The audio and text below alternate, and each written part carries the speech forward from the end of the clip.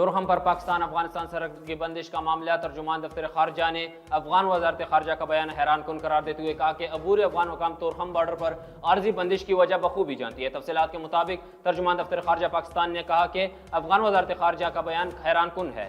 पाकिस्तान अपनी सरजमीन के अंदर किसी भी ढांचे को तामीर करने को कबूल नहीं करता। 6 सितंबर को अफगान फौजियों ने पुरअमन हल की बजाय बले इश्तियाल फायरिंग का सहारा लिया।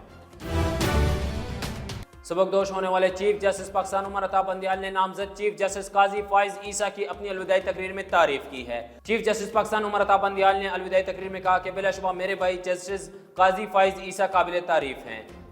साफियों से गुफ्तगू करते हुए चीफ जस्टिस से सवाल किया गया कि आप फुल कोर्ट रेफरेंस ले रहे हैं। इस पर चीफ जस्टिस अता बंदियाल ने कहा कि मैंने अभी तक इस बारे में नहीं सोचा और ना ही फैसला किया है।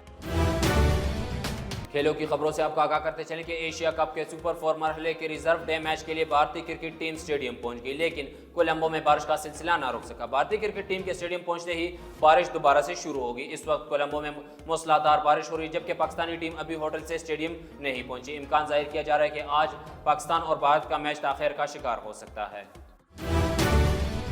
खबर शामिल करते हैं खबरों में। गुज़श्ता रोज़ मासूम अयान अली सब्जी मार्केट से गुजर रहा था तो एक पागल कुत्ते ने उसको बुरे तरीके से काट लिया। इस मासूम बच्चे की बोटी ने नोच डाली, जिसको इलाज की अर्ज से तलका अस्पताल खपरों मुंतकिल कर दिया गया। खपरों और उसके गर्दनवाह में ये हादसात रोज़ का मामूल बन गए हैं। रिपोर्ट करें न्यूज़ बॉक्स के नुमाइंदे इशफाक सुलैनी।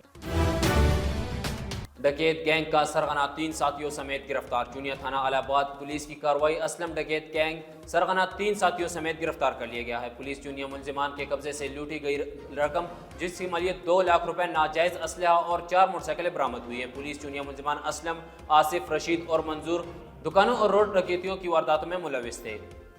रिपोर्ट करें न्यूज़ बॉक्स के नुमाइंदे मोहम्मद सुहान।